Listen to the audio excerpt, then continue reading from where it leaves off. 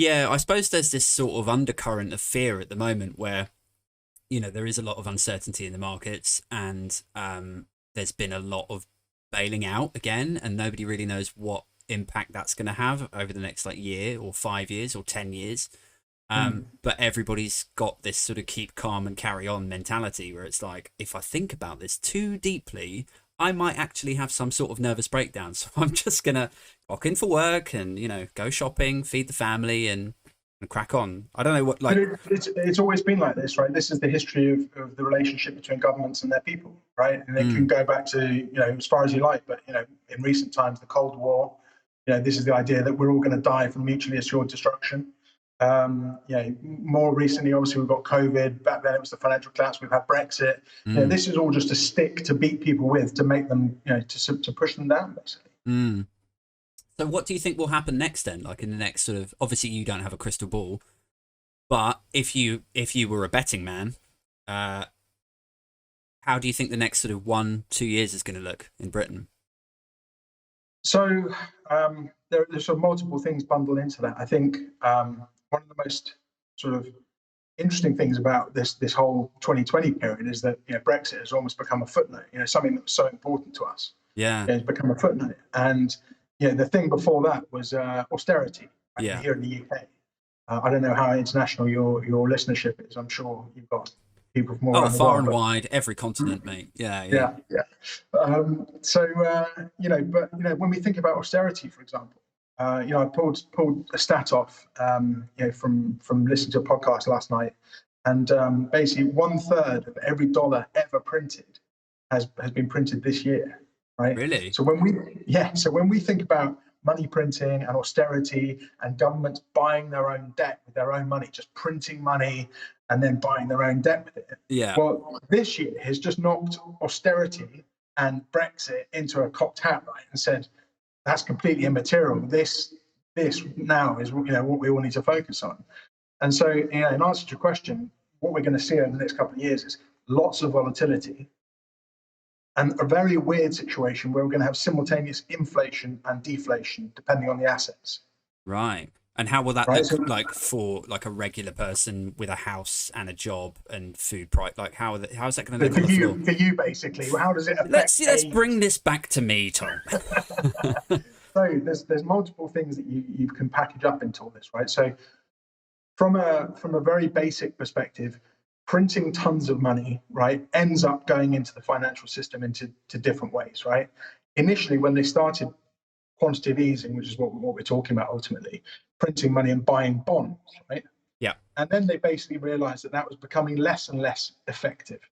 So then they started dabbling in other areas. And now you're seeing the central banks buying equities and junk bonds and corporate bonds and basically just trying to keep all markets raised as long as they can, right? Trump, let's push up markets as much as we can. Yeah.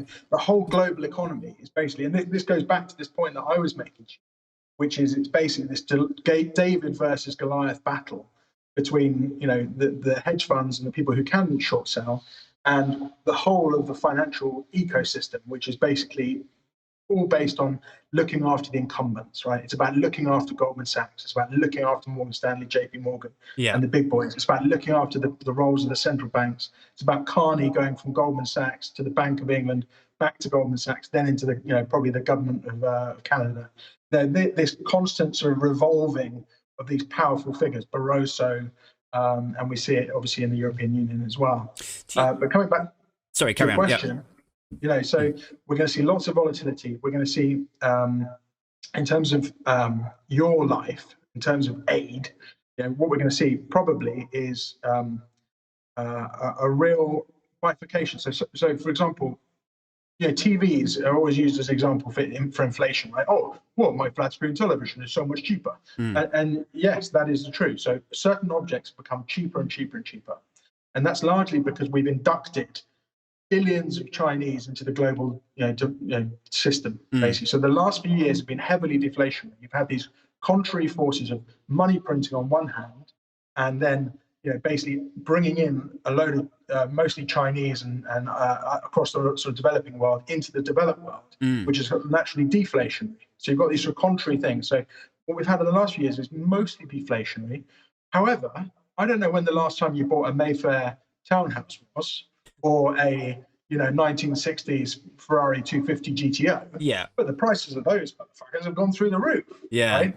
So the other end of the spectrum, very scarce resources, right, like prime central London property or a Monet or whatever it is that the very, very wealthy people, of who I'm not one, just to make that absolutely clear, but I get some visibility on this stuff. You're starting to see those prices go through the roof. I think artwork, for example, my wife is an art consultant, and artwork is something like 26% annualized return in art, for example, over recent years. Classic cars, very similar. I love racing and cars. Would love to be able to do more of it. I look at car prices and they've just been crazy this last couple of years. And so, for you, Aid, I think that the thing is, cost of living is generally going to go down. But I think we're now at a point where we're going to start seeing inflation really across the board. So that means in asset prices, and that includes all the input prices. So, for example, the whole world now is moving towards this green New Deal, right? The New Deal, the New World Order, right? So what's that going to mean? We're all going to have to move to buy Teslas, right? So we're all going to need copper. We're going to need heavy metals, right? And the prices of all these sorts of things are going to go through the roof, and the prices of your solar panels are going to go through the roof. Your Tesla. So it's going to be a very tumultuous period. Some things are going to really go up in value. Some things are going to go down in value.